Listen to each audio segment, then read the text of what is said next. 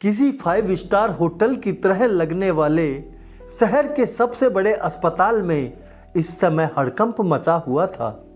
हाथ और कंधों पर कैमरे लिए मीडिया कर्मी इधर उधर दौड़ रहे थे। अस्पताल के सामने समाज सेवी संस्थाएं और राजनीतिक दल मोर्चा खोले हुए थे। मामला था शहर के सबसे बड़े रईस सेठ दीनदयाल की बहू के पैदा हुए बेटे को बदलने का। सेठ जी का पूरा परिवार और रिश्तेदार अस्पताल पहुंच गए थे। हंगामा बढ़ता जा रहा था। अस्पताल स्टाफ और सेठ जी के रिश्तेदारों के बीच झगड़ा इतना बढ़ गया था कि मारपीट की नौबत आ गई। झगड़ा बढ़ता देख अस्पताल प्रबंधक डॉक्टर सुजीत कुमार को आना पड़ा। सेठ जी क्रोध में चीख रहे थे, कहाँ है मेरा पोता? कहीं बेच दिया या गायब कर दिया? चिकित्सा को व्यापार बना दिया है तुम लोगों ने। मैं आपके इस व्यापार को बंद करवा दूंगा। आप जानते नहीं मुझे। अस्पताल के मालिक डॉक्टर सुरजीत कुमार ने करोड़ों की लागत से चिकित्सा का यह व्यवसाय शुरू किया था। उनका यह विशाल एयर कंडीशन अस्पताल आम आदमी की पहुंच से बहुत दूर था। यहाँ बड़े बड़े नेताओं और पैसे वालों का ही इलाज होता था। इस अस्पताल पर पहले भी कई बार लापरवाही और किडनी चोरी तक के आरोप लग चुके थे, लेकिन वे सारे आरोप हवा होकर रफा दफा हो गए, क्योंकि उस समय गरीबों के अंग निकालकर अमीरों के लगाए गए थे। करोड़ों के सौदे थे तो 1-2 लाख देकर सबके मुंह बंद कर दिए गए थे। इस बार मामला दूसरा था। सेठ दीनदयाल की बहू को लड़का हुआ था, जबकि थी लड़की। डॉक्टर सुरजीत सेठ जी के सामने गिड़गिड़ा रहा था, सेठ साहब, हम तो आप लोगों के सेवक हैं, क्या आपके साथ धोखा करेंगे? यकीन मानिए लड़की ही हुई थी। नर्स ने गलती से फार्म में लड़का लिख दिया है। सेठ जी गुस्से में चिल्लाए, मैं कुछ नहीं सुनना चाहता। हमारी 3 पीढ़ियों में ही लड़की पैदा नहीं हुई, अब कहां से हो जाएगी? मेरे दोनों बड़े लड़कों के 2-2 लड़के हुए हैं। मेरे पिता के भी हम 3 बेटे ही थे। क्या आप हमारी वंश परंपरा को जुटला देंगे? लड़की तो हमारे खानदान के जीन में भी नहीं है। हमें हमारा बच्चा वापस चाहिए। ये लड़की जिसकी है उसे देकर आओ। रुको, मैं अभी नर्स को बुलवाता हूँ, कहकर डॉक्टर सुरजीत ने सामने रखी घंटी बजाई। चपरासी दौड़कर अंदर आया। सुरजीत ने उसे कहा, डिलीवरी के समय कौन सी नर्स थी वहां? तुरंत उसे भेजो। कुछ ही पलों में डरी सहमी एक नर्स अंदर आई। सुरजीत बोले, तुमने डिलीवरी करवाई थी? यस सर, नर्स घबरा कर बोली। क्या हुआ था? जी लड़की हुई थी। फिर फार्म में बेटा क्यों लिखा? सर गलती से। दीनदयाल चीख पड़े, गलती से नहीं हुआ कुछ भी, तुमने सही लिखा है फार्म में। ये बताओ कितने रुपए मिले तुम्हें बच्चा बदलने के? मैं तुम्हारा कैरियर चौपट कर दूंगा, जेल भिजवा दूंगा। सही बोलो, कहाँ है मेरा पोता? नर्स कांपते हुए बोली, सर लड़की ही हुई थी, मेरा विश्वास कीजिए। जल्दबाजी में फार्म में गलत एंट्री हो गई। तुम ऐसे नहीं मानोगी। दीनदयाल ने आंखें दिखाई, फिर पलटकर डॉक्टर सुरजीत से बोले, मैं आपको शाम तक की मोहलत दे रहा हूं, अपनी गलती सुधार लो, वरना परिणाम भुगतने को तैयार रहना। गुस्से में सेठ दीनदयाल बाहर निकल गए। जिस कक्ष में उनकी बहू भर्ती थी उसके बाहर उनका परिवार खड़ा था। उन्होंने कहा, यहाँ रुकने की किसी को कोई ज़रूरत नहीं है। प्रकाश को छोड़ दो, बाकी सब घर जाओ, मैं अपना पोता लेकर ही वापस आऊँगा। उन्होंने प्रकाश से कहा, जाओ बहू को संभालो, मैं तब तक मीडिया और बाहर खड़े शुभचिंतकों से मिलकर आता हूँ। दीनदयाल बाहर निकल गए। प्रकाश ने कमरे में प्रवेश किया। उसने अपनी पत्नी के सिर पर प्यार से हाथ रखते हुए कहा, चिंता मत करो, हमें हमारा बेटा मिल जाएगा। प्रकाश की पत्नी निर्मा ने कहा, अब इसी बच्ची को अपनी किस्मत समझकर स्वीकार कर लीजिए। प्रकाश की आंखों में खून उतर आया। वह चीख पड़ा, क्या कह रही हो? हमारे बेटा हुआ था, हमें दूसरे का पाप नहीं चाहिए। हमारे खानदान में सिर्फ बेटे पैदा होते हैं। अगर बेटी मेरी भी होती तो भी मैं नहीं अपनाता। क्या मुंह दिखाऊंगा अपने खानदान को? अपने पिता के सामने क्या कहूंगा? ये कि बाबूजी मैं लड़की का बाप बन गया, क्या इज्जत रह जाएगी मेरी अपने भाइयों के बीच? कभी बंटवारा हुआ तो मुझे क्या मिलेगा? दोनों बड़े भाइयों के दो दो बेटे हैं, सब तो वो ले जाएंगे। निर्मा ने उदास स्वर में कहा, यदि बेटी होती तो क्या मार डालते? मैं व्यर्थ बहस नहीं करना चाहता। नर्स की गलती लिखित रूप में पकड़ी गई है। हमारा बेटा बदल गया है, हमारे साथ धोखा हुआ है। पति का रौद्र रूप देखकर निर्मा अंदर तक सिहर गई।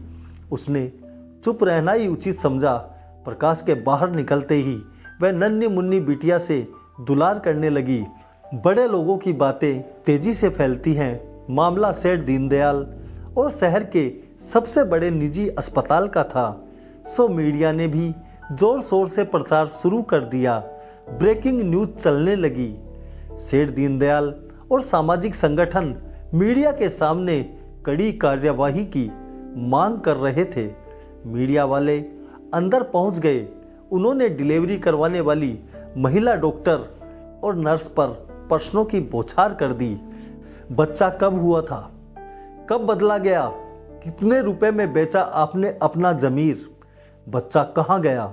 डॉक्टर और नर्स जैसे ही जवाब देने के लिए मुंह खोलते, तुरंत ही नया प्रश्न उनके सामने रख देते। उन्हें अपनी बात रखने का मौका भी नहीं मिला। इस पर भी मीडिया ने टिप्पणी की, बच्चा बदलने वालों की बोलती बंद। अस्पताल प्रबंधक ने डॉक्टर और नर्स को बुलाकर कहा, आप लोगों की वजह से ये सब तमाशा हो रहा है। लोग थूक रहे हैं हमारे ऊपर।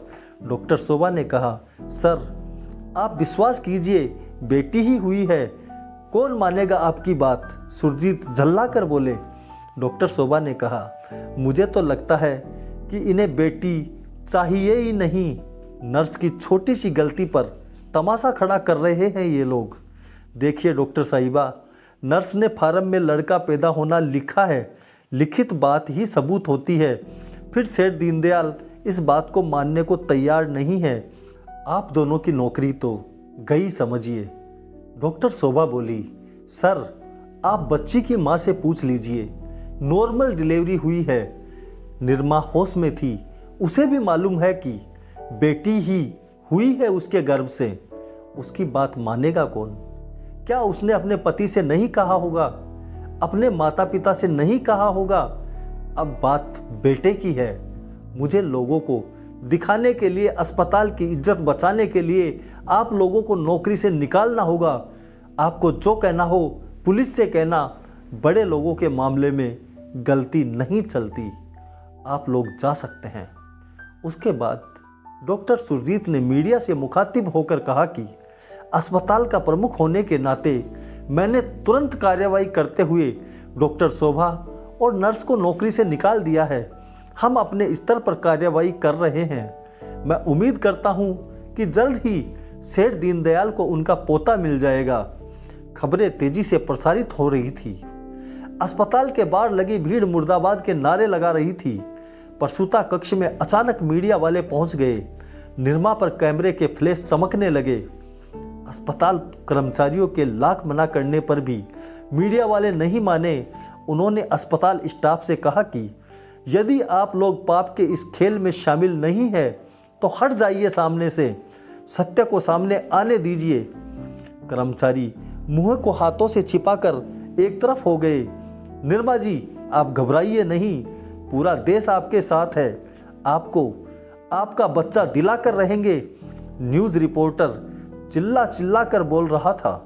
परेशान निर्मा कुछ बोल नहीं पाई, लेकिन मीडिया ने उसे दुखी पीड़िता दिखाकर मिर्च मसाले के साथ रिपोर्ट बनाकर पेश कर दी। उधर डॉक्टर सुरजीत परेशान थे। उन्हें अपना व्यवसाय डूबता हुआ नजर आ रहा था। कुछ देर वे आंखें बंद किए चेहरे पर पड़े रहे। फिर कुछ सोचकर सरकारी अस्पताल में कार्यरत अपने डॉक्टर मित्र से बात की। मोटी रकम में सौदा तय हुआ। सुरजीत ने कुछ राहत की सांस ली। कुछ देर बाद एक आदमी एक नवजात बच्चे को लेकर आ गया। निर्मा नन्ही बिटिया को दूध पिला रही थी। तभी डॉक्टर सुरजीत, सेठ दीनदयाल का परिवार और पीछे पीछे मीडिया निर्मा को बधाई देते हुए बोले, बधाई हो, आपका बेटा मिल गया। नर्स ने बदल दिया था। हमने सख्ती बरती तो उसने मुंह खोल दिया, ये रहा आपका बेटा। डॉक्टर सुरजीत ने बेटे को निर्मा के पास सुला दिया। सेठ दीनदयाल और उनका परिवार खुशी से नाचने लगा। मीडिया ने भी ब्रेकिंग चला दी। नर्स ने मुंह खोला, सेठ जी का पोता मिला। डिलीवरी करवाने वाली डॉक्टर ही निकली बच्चों की सौदागर। लेकिन जैसे ही निर्मा की गोद से उसकी नवजात बिटिया को लेने लगे, वह बिफर पड़ी। माँ तो आखिर माँ ही होती है। वह क्रोध में चंडी बनकर चीख पड़ी, खबरदार, जो मेरी बेटी को किसी ने भी हाथ लगाया, मैंने बेटी पैदा की है, कोई गुनाह नहीं किया। जिन्हें बेटा चाहिए वे तलाक लेकर अपने बेटे की दूसरी शादी कर ले। ये मेरा खून है, ये मेरी बेटी है। किस माँ की कोख उजाड़ कर उसका बेटा ले आए आप लोग, वापस करके आइए उसे। बहुत बर्दाश्त कर लिया आप लोगों का नाटक, अब नहीं। सेठ दीनदयाल के पैरों के नीचे से तो जैसे जमीन ही खिसक गई। अपनी पत्नी का रौद्र रूप देख प्रकाश की भी हिम्मत न हुई कुछ कहने की। अपनी बेटी को सीने से लगाए निर्मा रणचंडी की मुद्रा में थी। कुछ पल के लिए अस्पताल में सन्नाटा छा गया। पूरा मीडिया सामने खड़ा था। मामला हाईलाइट हो चुका था।